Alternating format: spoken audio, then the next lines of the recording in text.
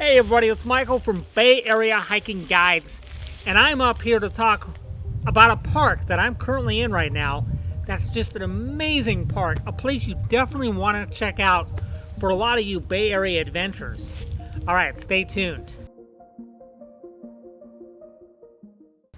So I'm up here at a park that some of you might be familiar with. It's south of San Jose, well, more of southeast, and this is Henery Cove.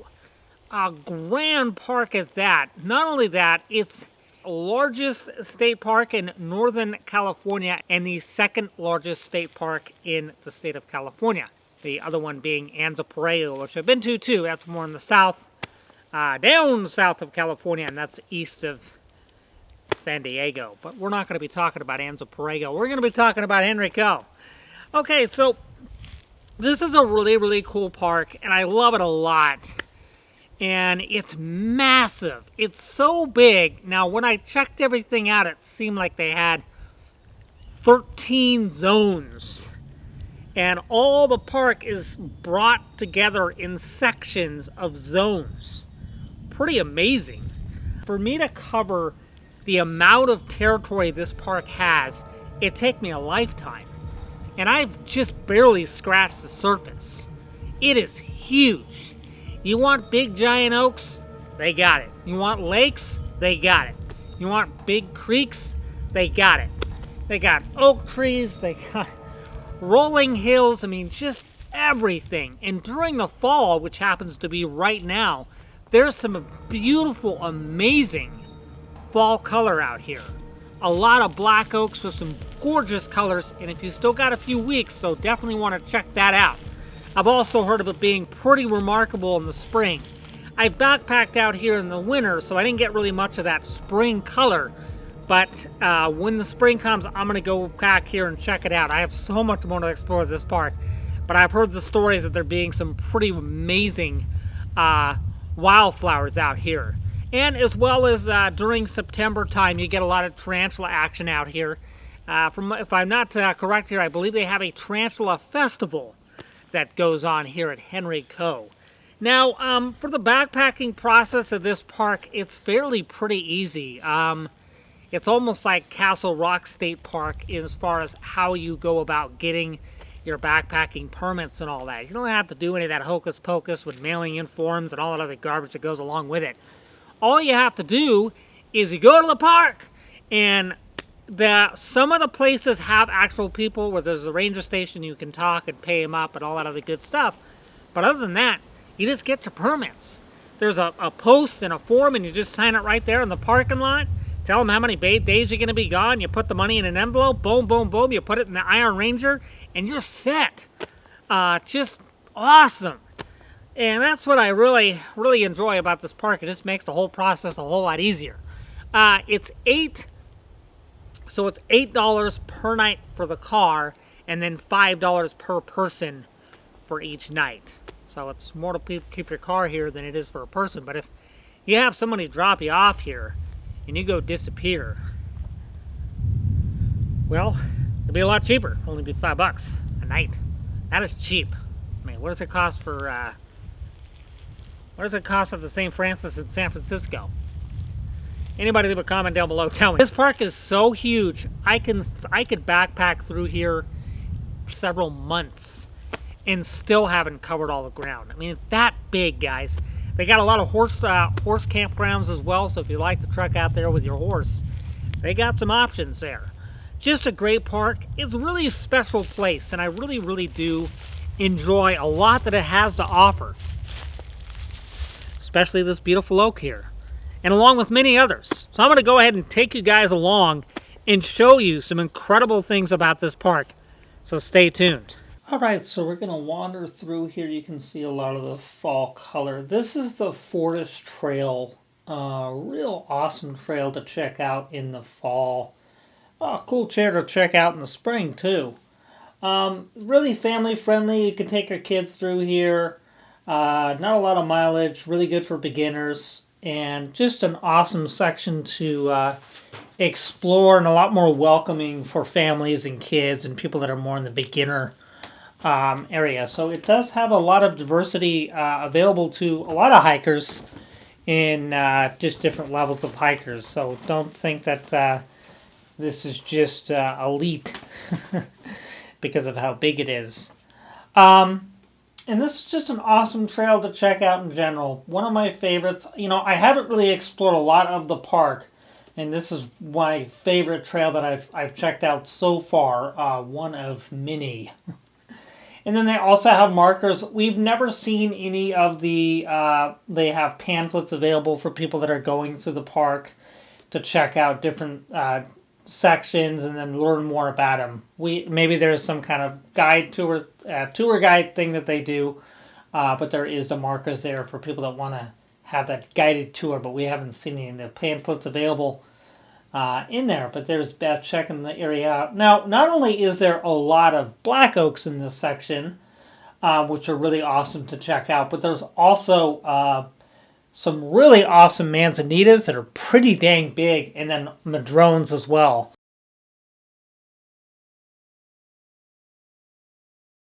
I have been in a particular section of Los Trampas that's not open to the public that's got a really big madrone. But this guy is way bigger, and the one in Los Trampas is pretty dang big, but this takes the cake. Awesome to just explore and check out that madrone all by itself. Really cool. You just, what I like about madrones is, especially when they get this old, they really got that smooth. Manzanitas do too. They got that smooth feel to them when you put your hand on them, and they got that real cool, awesome, twisty kind of look to them as they get older. But just awesome. They've got a little something in there. Do some exploring. So the other really interesting thing about this park in general, and I'm going to leave you guys here to look at the video, but I'm going to talk alongside of it. Yeah. So the other really cool thing about this park is it's got different zones. Now, when I looked at all the zones of Henery Co., I believe it is 13 zones, and then there's an extension zone. I'm not sure if it's opened up just yet. I think it's called the Thomas. This park is massive. It's a Thomas section. Now, I could show you guys the larger map, but it's two-sided. It's double-sided. It's massive. It would take forever for me to cover it. But all these zones add up sections. So to tell you how big it is, if I was to say Mount Diablo and I would build up, if I was to zone out Mount Diablo, I'd say Mount Diablo has about 4 to 5 different zones. Okay, that's a pretty good amount of zones. In zoning, just different sections. But if I was to say, and then you compare that to Henery Co., Henery Co., it's massive. 13 zones and then the extended zone. Now, a lot of the ranchers, if you go into the history and learn about Sadie and some of the other ranchers, they were giving up this land as they retired and got older, and gave it up to the state parks department, and it equals out to 88,000 acres. And from my understanding from history, proving to me that they've been giving up all this land. There's still plenty of ranch land available. That are occupied by ranchers that'll probably eventually be giving up their land as well down the road. That's just my thought, because there's nothing out here. You're so off the grid that even when you get to one of the ranger stations, the Cow Ranch Park entrance, that station there, once you get to that station, you're off the grid just that alone. So, great place to check out. And really, as you get deeper into the zones, the Arstimba Wilderness Zone is so far back there. It's east of Mississippi Dam Road, east of Mississippi Lake, because there's a few lakes out here too.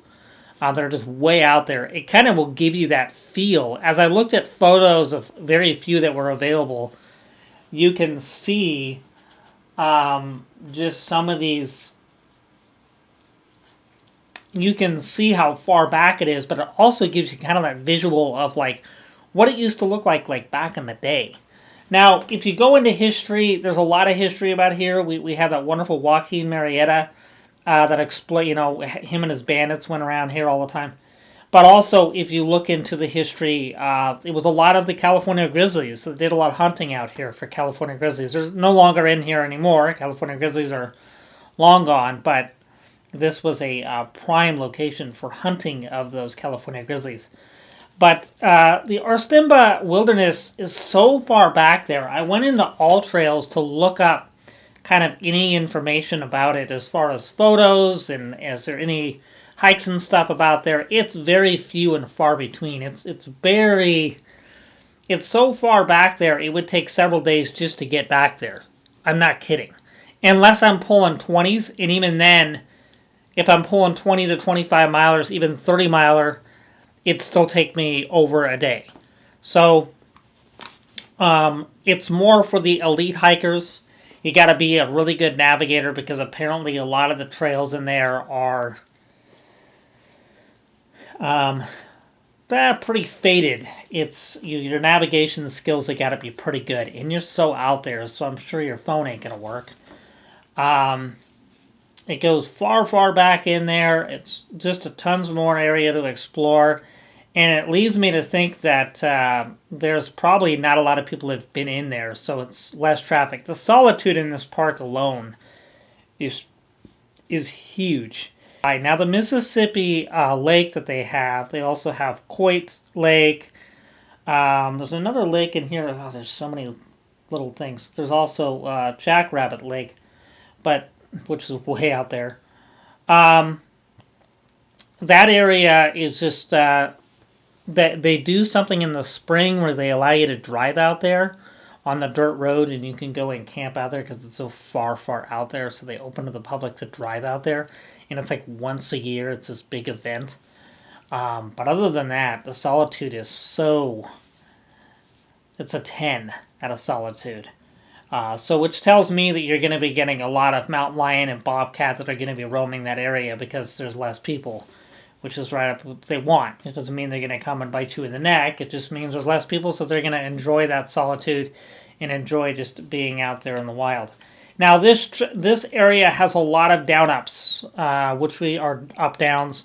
So you're doing a ton of that up and then down, and a lot of that climbing that's going to be taking place. So if you're doing any long distancing, the other difficulty is that you're going to be distancing, doing a lot of elevation gains. So keep that in mind. Water is also a bit of a concern. The distances between these lakes and some of these ponds is a bit of a distance. So if you're doing it in the summer, you do have the heat that you have to worry about, and then also your water concerns. So you want to keep that in mind.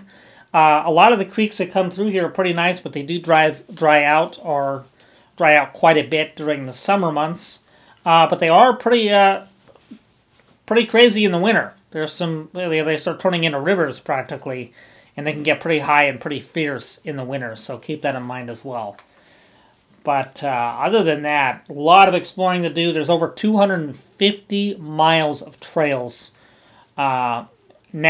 It could definitely be larger than that down the road, but 250 miles of trails. That is a lot of trails. It would take me a lifetime to cover all this area. I would have to go deep in there, especially the Arstimba area. There's also the Gilroy Yamoto Hot Springs, which is another cool place to check out. A lot of history there, but you have to get a docent to take you in there and register to have the permit to get in there and go in there with a docent to explore that. There's a lot of history there, so if you want to do some history, check it out. The Co-Ranch Park entrance area, they do have a little area if it's open that you can go in and kind of learn and talk with those folks in there. But awesome park, definitely check it out. Definitely recommend it in the fall or spring. All right, guys. Thank you guys so much. I hope you enjoyed that video. It was a pleasure to make. Take care. Leave a comment down below. It's always good to collaborate as a group. Ask questions. Maybe you guys know more than I do. That's totally okay. Leave a comment down below, and we can collaborate all of our information as I carry on through the lab and receive more information, right? So thank you guys so much. Feel free to hit that like button. Gives the video a whole lot, a lot of good there. And then sub if you're new to the channel. That'll help me out so much. And then also hit that bell. That bell will allow you to have notifications that'll let you know about future videos that we have coming out. And you guys can check them out. I got an airplane passing by as usual. All right, guys. Take care. Have a wonderful day. And thank you so much for checking out the channel. We appreciate it.